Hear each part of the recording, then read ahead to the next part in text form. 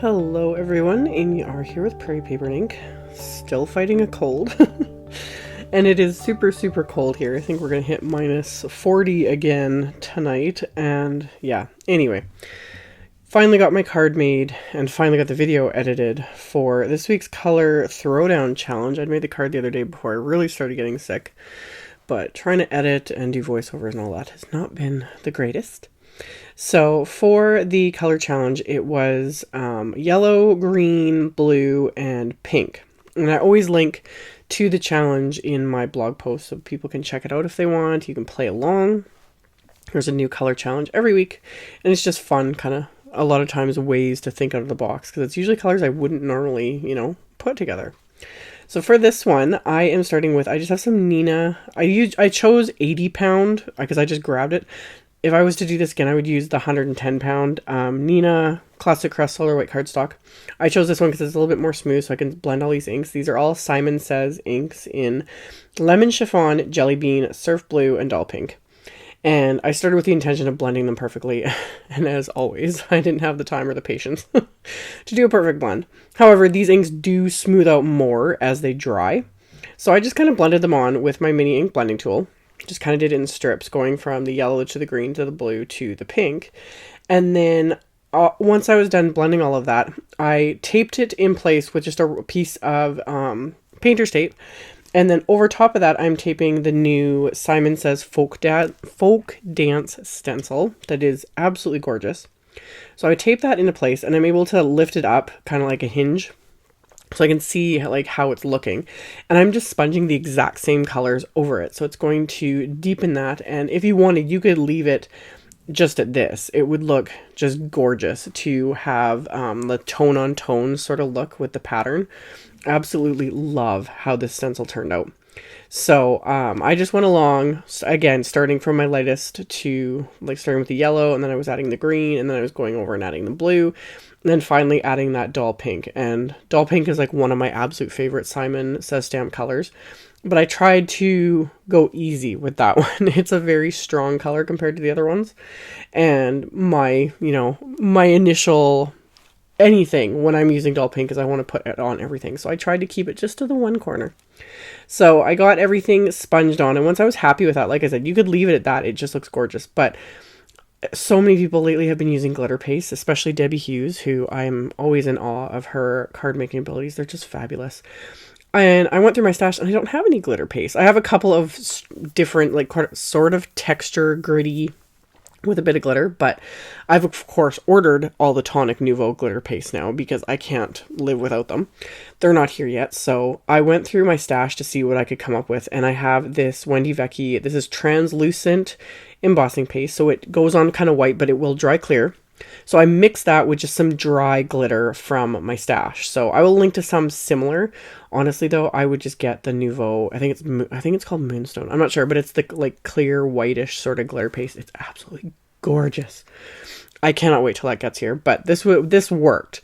So I just mixed it with some dry glitter, and then I'm just scraping it over the stencil, kind of how you would apply butter, trying to keep a very just thin, even amount. This works really well again because, and this is why I chose to use the Simon Says inks, because they don't react with things like this. Like if I'd used Distress inks or other dye inks, they would pick up that paste. They would, they could bleed into each other, etc. And I didn't want that. I wanted the color to stay where it is. And then once this is completely dry, you can see it's just that clear glitter. It's gorgeous. I can't wait for the glitter paste to get here. So I had set that aside to let it completely dry. And then for my sentiments, I am using the Simon Says Stamp You Matter stamp set. And I just have a little scrap of the Doll Pink cardstock. And I used my anti-static powder tool on it. And then I am inking up the stamps I wanted to use with Simon's clear embossing ink. And then stamping them onto that cardstock. And then I'm going to coat these with Hero Art's white embossing powder. Just pouring that over, tapping it off, and then I'm going to melt that with my heat tool. And since they're small enough areas, I was able to stamp them just on the one side there, just giving them enough space so I can cut these apart in a minute. So I'm going to melt that with my heat tool, and then I'm going to use my paper trimmer to trim that into little strips. So after I got my embossing powder funneled back in the container and the lid put on so I don't knock that over, I'd also die cut the word U from the coordinating U wafer die that goes with this stamp set. So I die cut this 4 times from some white cardstock. Usually I don't stack sentiments more than like 3 layers, but every once in a while I like to, you know, do something slightly different. So this time I stacked 4 layers together just to give that extra depth. I'm just adhering them all together with some multi-medium matte adhesive. So I've got those completely stacked together, and now I can start trimming everything down. So I'm going to use my little Tim Holtz guillotine trimmer here. I'm going to trim down that little sentiment strip, and then I'm going to trim the edges off this piece now that it's completely dry, because the edges are a little bit rough and I wanted it to be slightly smaller than my card base. So I'm trimming off the smallest amount off the sides with the dull pink, of course. And then the other sides I'm going to trim off more. So this piece ends up being 4 inches by 5 1/4. So I'm going to get all that trimmed off with my paper trimmer, and then I can start assembling my card. So I'd also die cut a heart with the Simon Says Nested Hearts wafer dies, and I die cut the heart from some vellum. So I've got that. That's where I'm going to adhere my sentiments. So I just kind of laid it over top of my panel here, and then adhered that U die cut with that same multi-medium matte adhesive. And now I can flip over this vellum heart and apply adhesive right behind that die cut so that nobody can see it. So just another thin little layer of the multi-medium matte adhesive. And then I'm going to line this up onto my panel, and then I'm going to put a couple of acrylic blocks on top of it just to hold that down until that adhesive dries, since it's all textured because of that texture paste I'd added to it. So I'm going to add that. And then for my little sentiments, I just added a couple little pieces of the Doris foam strips.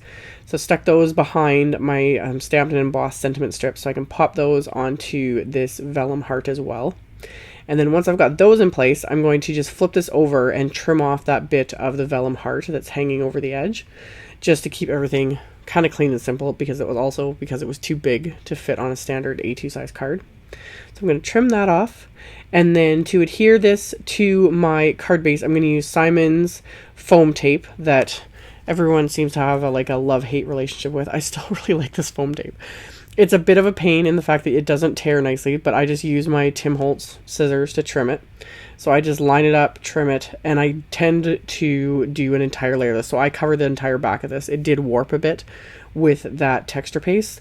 So I covered the entire back with this foam tape and then peeled off the backing, and then I can pop that on my card, and it just gives it a little bit of dimension, but not near as much as you'd get with like the Scotch foam tape. Again, it just depends on my mood, how thick and how bulky I want to make my cards. So this gave it that little bit of dimension without going overboard. So got that adhered to my card base. And then for the inside of the card, I'm using sentiments from the All My Love stamp set. And I'm inking up the large love word with that dull pink ink. And I'm going to stamp that on the inside of my card. And then the 2 little companion sentiments that'll make this into a Valentine's card with sort of non-traditional colors. I'm going to ink these up with VersaFine's Onyx Black ink and stamping that so it'll say Sending You Love on Valentine's Day. And then to really bring out more bling on this card, I pulled out the Lucy's Rainbow Jewels or Rainbow Sparkle Mix. And just poured these into a little random container. I've had people asking me about where I get these little white ceramic dishes. They were from an actual kitchen or dining room entertaining set of dishes I had. Yeah, I'd mentioned that in another video. I kept the little dishes. I got rid of the bigger ones because I don't entertain. But I kept the little ones because they're perfect for stuff like this. So I pulled out some yellow ones and some green ones and blues and pinks, and kind of just arranged them onto my card on top of the same colors, and then adhered those into place with the multi-medium matte adhesive. And then as a final, just extra little bit, I coated the die cut word with Tonic's Nuvo Crystal Glaze. So very similar to Glossy Accents, just a thinner consistency, not quite as thick and not quite as dimensional. So I just went around, coated it with that, and then again, let that set to completely dry without me touching it and messing it up, which is always the most difficult part. But coated that with the glaze so it's all raised now and glossy, and that finished off the card. So as always, I will have a link below the video to my blog post. I'll have a link to all the supplies used, a link to the color challenge, etc., etc. So just check that out in the description box below the video if you are interested. Thank you all so much for watching and subscribing and thumbs upping and commenting on my videos. I appreciate it so much, and I will see you all very soon in the next one. Bye!